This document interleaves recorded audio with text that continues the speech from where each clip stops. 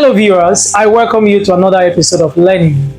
In our previous class, we were able to consider a noun clause and the various functions of a noun clause.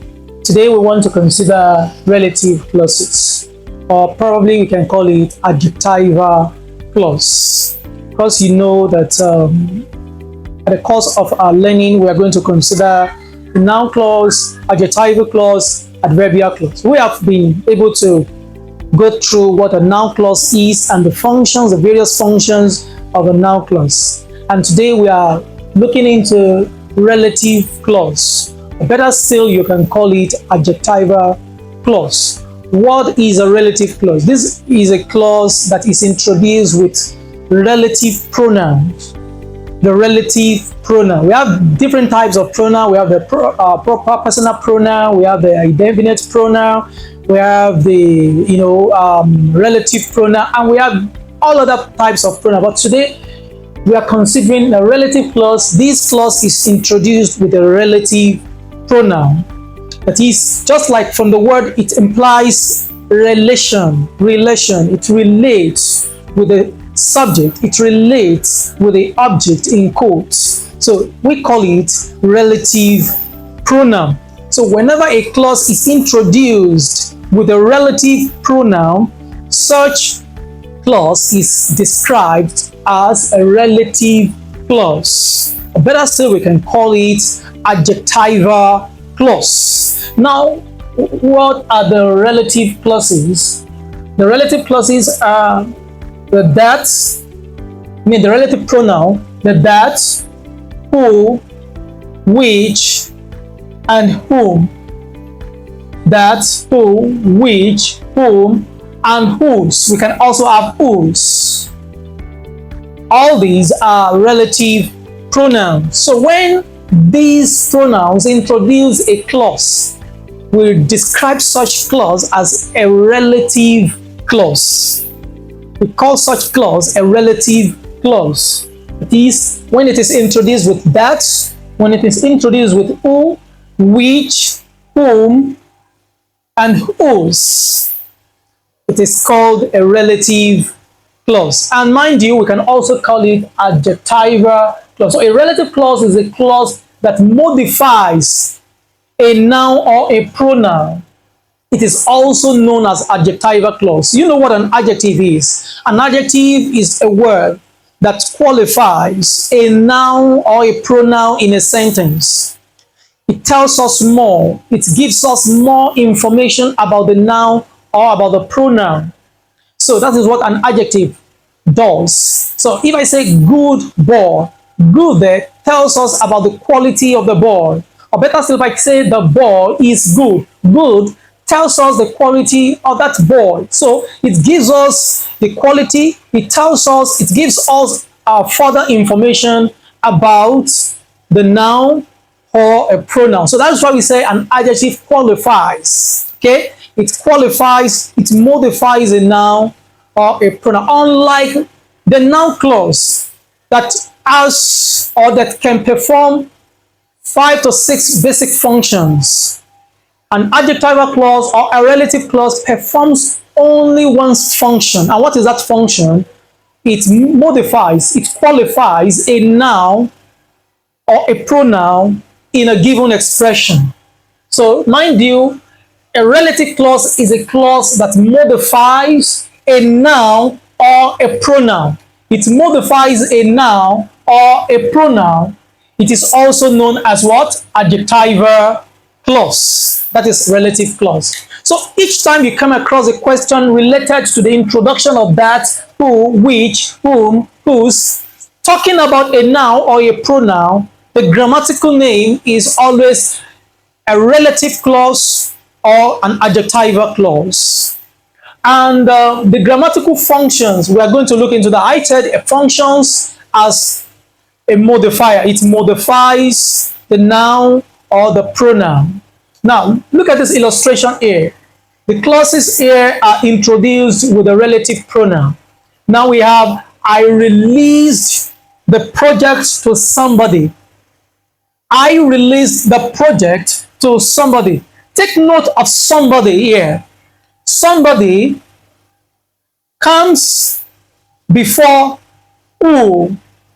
So who comes after somebody. That is the meaning. Who comes after somebody. Somebody here is a pronoun. Is what we refer to as indefinite pronoun. And mind you, I said a relative clause is a clause that modifies a noun or a pronoun. This is an example of indefinite pronoun, unspecified pronoun. So somebody here is being modified by this relative clause. You can see it begins with WH, who appears too reasonable in the class. Who appears too reasonable in the class modifies the pronoun, qualifies the pronoun somebody. So we have the grammatical name is relative clause. What is underlined here? The grammatical name is relative clause, and the grammatical function is it modifies the pronoun somebody. It modifies the pronoun somebody. Now let's consider the second example. The landlord whose house was burgled was reported to the police. The landlord whose house was burgled was reported to the police. Now, remember we have whose here and we have landlord here. Now, landlord here is not a pronoun, is a noun, okay? Now, whose is a relative pronoun.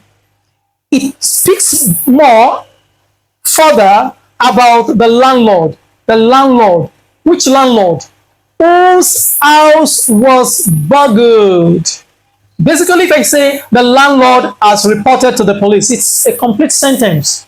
Basically, if I say I release the project to somebody in the class, it is a complete sentence. But for the sake of modifier, we want to give more information about the subject here, about the pronoun here. We now introduce this adjective, that is relative clause, adjectival clause, who appears too reasonable.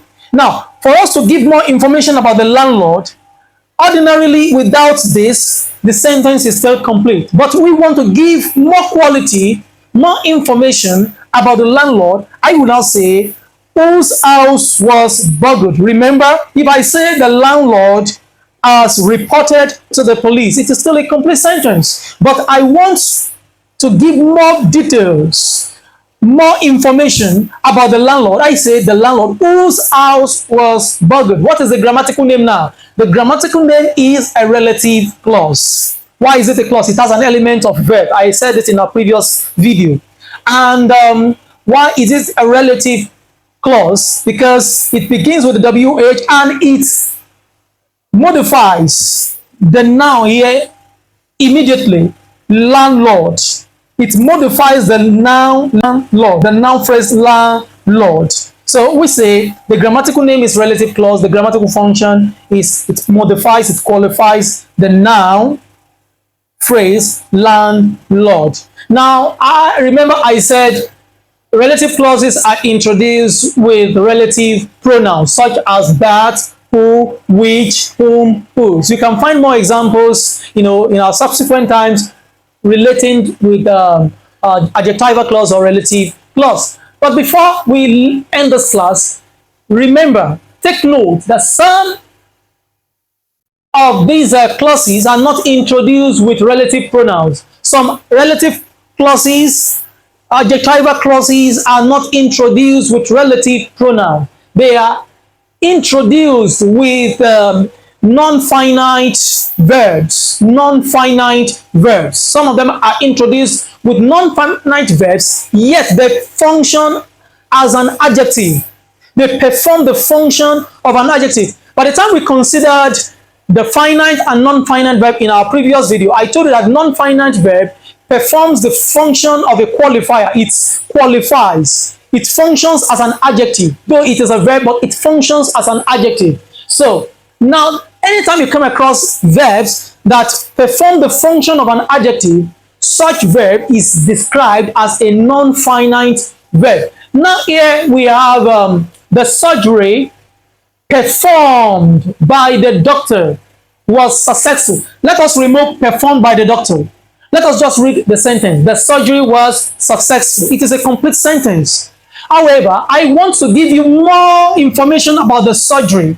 That this surgery was not just a surgery performed by anybody, but the surgery was performed by the doctor. So, performed by the doctor here is an example of a relative adjectival clause. Adjectival clause, because it qualifies what? The surgery, which is the noun phrase there. The surgery is a noun phrase. And what qualifies it? What speaks more about the surgery? Performed by the doctor. So it qualifies the surgery. It gives us details, about the surgery. That this surgery was not just performed by anybody, but just by the doctor. So that is an adjectival clause. And look at it. The second example, the woman shocked to the marrow with fear shouted for help.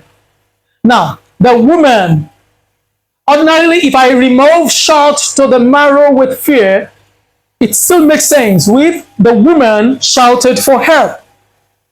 But for the sake of providing more details about the woman, I introduce an adjective to qualify the woman. So I have the woman shocked to the marrow. Non-finite verb. Non-finite verb. Performed. Shocked. Perform the function of an adjective there. So for the sake of those who are joining this class for the first time, you can visit our videos, under the finite and the non-finite verb. You will understand what a finite verb is and what a non-finite verb is. Most of these non-finite verbs, they function as an adjective. They perform the function of adjective. So the woman, that's the noun phrase there, shocked to the marrow with fear, qualifies the woman, speaks more of the woman, shouted for help. Now, the grammatical names in the above illustration, the grammatical names is adjectival clause, and the grammatical function is it qualifies. The first one, it qualifies the noun phrase, or it modifies the noun phrase, the surgery. Take note of the noun before it. The surgery performed. So it qualifies, it modifies the surgery, modifies the noun phrase. That's for the second one. Modifies the noun phrase, the woman. Let us look at it. The woman, shocked to the marrow. Shocked to the marrow provides more details of the woman, qualifies the woman, speaks more of the woman. So, shocked to the marrow with fear is referring to the woman. So far, so good, we've been able to consider what an adjectival clause is.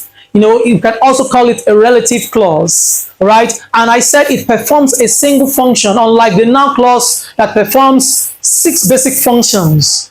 But adjectival clause performs a single function. It performs the function of an adjective. And what does an adjective do? An adjective qualifies a noun or a pronoun in a sentence. So anytime you come across that, who, which, whom, whose, appearing immediately after a noun.